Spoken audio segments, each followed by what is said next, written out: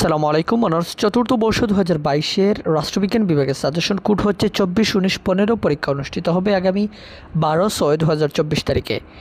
এই ভিডিওটিতে ক বিভাগ, খ বিভাগ এবং গ বিভাগের সাজেশন দেওয়া আছে। Full video link, related video এবং ডেসক্রিপশন বক্সে দেওয়া থাকবে, সেখান থেকে আপনারা চেক করে নেবেন।